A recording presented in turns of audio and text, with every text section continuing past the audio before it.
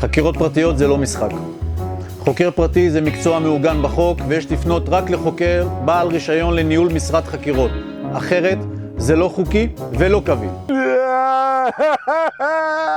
קג'ן, אין עבודה, אין פרנסה, אין גוש ג'ה, אין קזן קבב.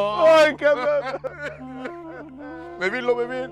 תדע, יש אותי רעיון יפה. אולי אנחנו ניקח עוד הלוויה. אתה עורב אותי, אני עורב אותך. אני הורג אותך, מבין לא מבין? אף אחד לא נותן אותנו הלוויה. בנק לא נותן.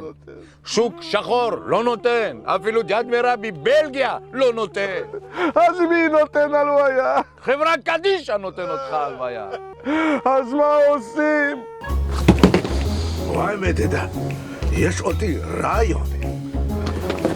אנחנו נהיה חוקר פרטים.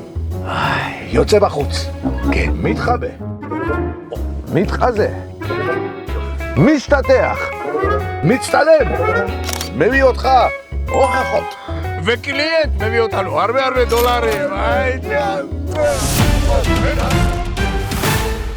והשבוע הוגשה תלונה במשטרת מחוז תל אביב בפעילות ללא רישיון חוקרת, ניסיון להוצאת דבר במרמה, הטרדת עד וניסיון לשיבוש חקירה. בוא נשמע מה אמר לנו השבוע יושב ראש לשכת החוקרים הפרטיים שהגיש את התלונה על החשדות נגדה. חוקר פרטי עובר הכשרה של 8 שנים, פועל תחת חוק חוקרים פרטיים, תקנות אתיקה, קוד אתיקה ועוד המון מגבלות, כדי שתהיה לו היכולת והניסיון לשמור על האיזון הזה. לשכת חוקרים פרטיים רואה בחומרה את משיגי גבול המקצוע שמבצעים חקירות ללא רישיון. לכן אני היום הגשתי תלונה פה בשם לשכת החוקרים הפרטיים, ואנחנו נשתף פעולה באופן מלא עם משטרת ישראל, פרקליטות ובית המשפט, על מנת שאותם אנשים ייתנו את הדין בפני בית המשפט והציבור כולו. מה מוקג'ן? מה קרה אותך? זה תשלום מלקוח. איך מסתבך.